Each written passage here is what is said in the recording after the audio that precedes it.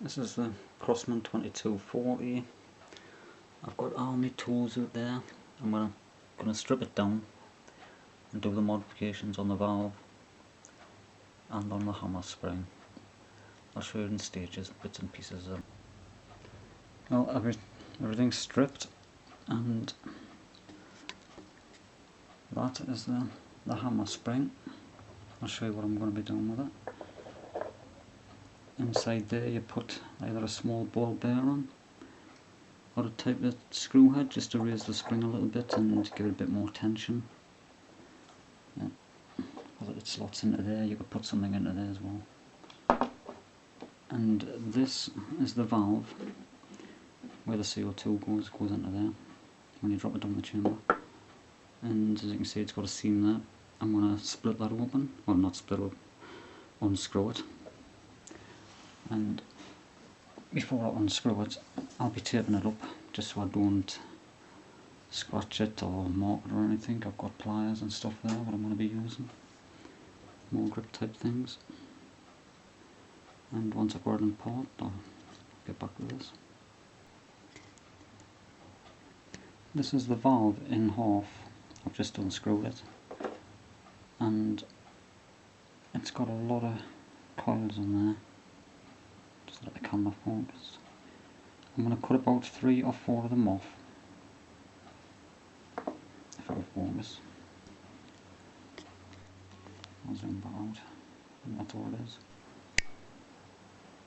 Move the camera in a bit closer. There you go. I'm going to cut about 3 or 4 of them coils off. Well, the threads I should say. And in there, the threads go right the way down as well. I'll just pull this out.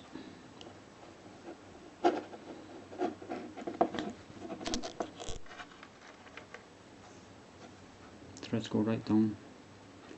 What I could do is get my Dremel and grind that out a bit as well. Just leave about 4 threads all the way down. Take some of those out at the back, and it would make the chamber quite a bit larger, and it should improve the power by about 1/4.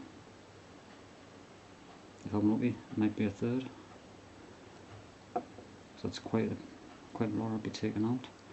It's the same with them threads. Taking half of them off will make all the difference.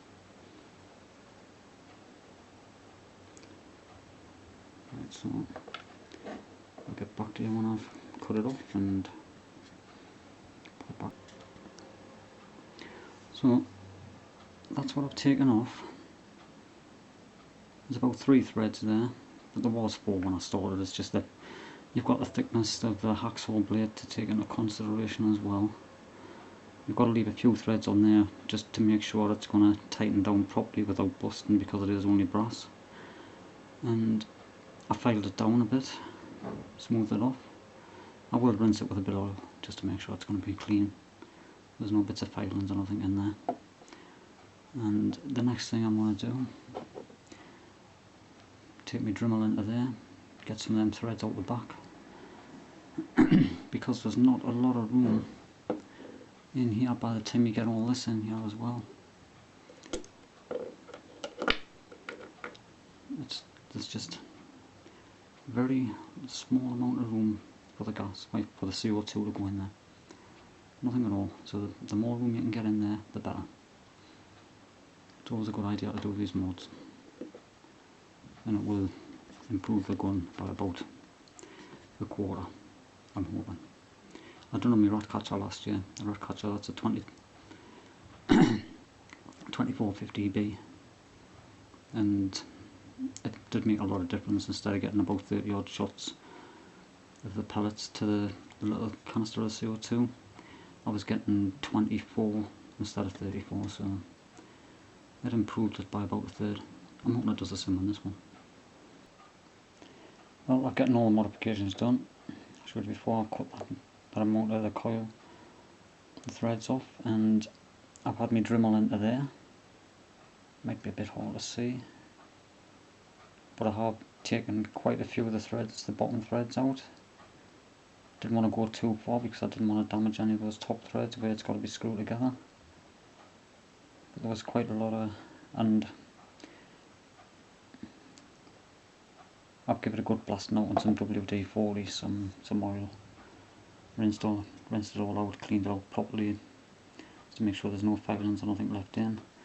And this is the adjustment I'm doing to the hammer spring, just a small screw into the bottom of it, and that just drops into there. I can do it one-handed,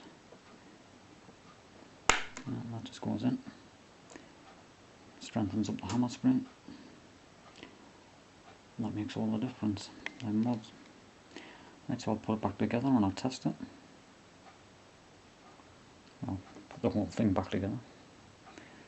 Bit of a cloth on. I'm just hoping I haven't damaged any threads or any of the seals, anything like that. Took me time, done it properly. It's only taken a few minutes on the video, but it has took us about an hour and a half in real time.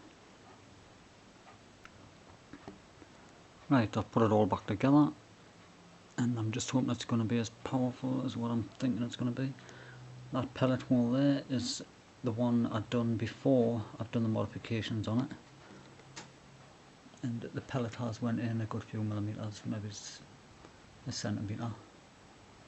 So I'm going to try and shoot down here somewhere, hopefully in the clear patch, and just see if there's any difference. Right, I'll just set the camera up and hope that it doesn't fall down. Load the gun.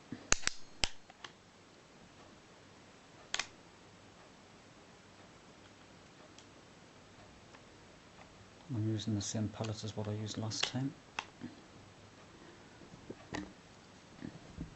I knew that would happen.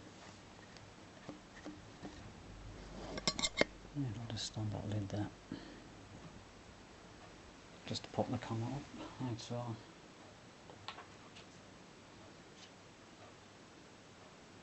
be taking the shot, and we'll see what sort of difference this makes. Hopefully there should be some.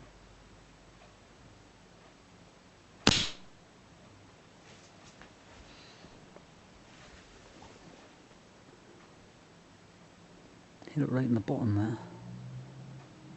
It looks to be a bit more damage than what the other pellet made. What I'll do, I'll find a decent piece on here. There's just a couple of little holes there.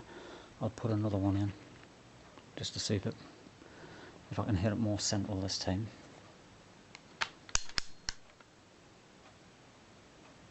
I've got my homemade silencer on, so it doesn't sound half as loud as what it would without it. Right, I'll take the shot a bit closer so I don't miss it. Well, not miss it, but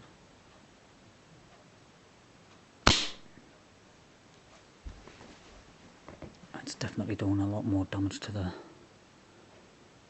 wax. It's cracked it all the way up and right across there.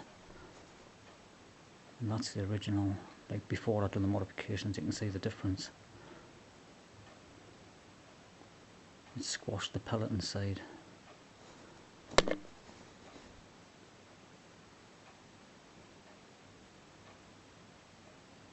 That's quite good.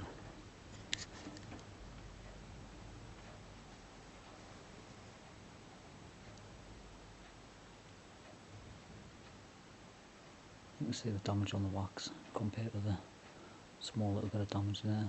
It's done a lot of damage there. And that's nicely in the middle, and it has cracked it all around.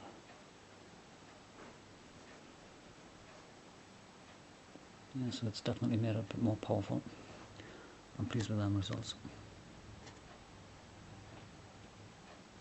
I'll test it outside when we get a bit decent weather. I'm not sure if I showed you the first time, but that's a homemade silencer I made. That's just a bottle cap in there. It's been glued in with some proper glue type stuff, and a bit of copper pipe in there. It's been sealed in properly. It only goes to about there, so they've got a hollow chamber in the middle, well at the front end of it.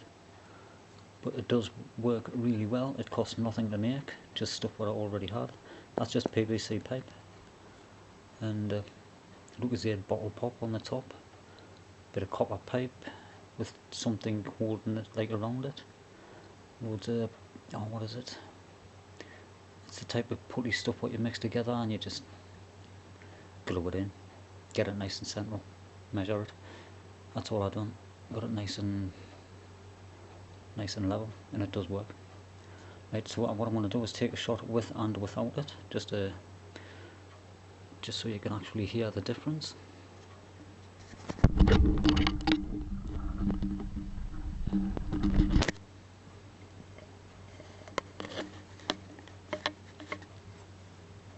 I'll just shoot into the camera, shoot into the candle as usual. Right, so the first shot will be without the silencer.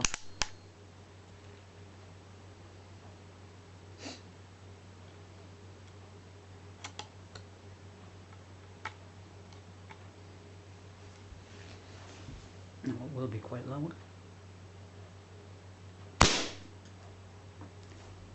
That was loud. Much louder than what I thought. Shouldn't be firing that indoors at this.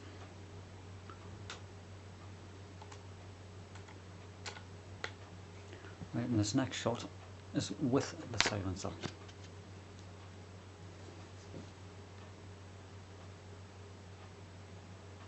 A lot quieter. Big difference. It's making a big difference, that gun. Doing a lot of damage since I've done the valve modifications on it. Well, anyways, thanks for watching. Hope you enjoyed it. It costs nothing to do it if you've already got bits and pieces of tones yourself. Very easy. And a lot of these c02 guns have that kind of cartridge. Well, the gas. What is it? The valve.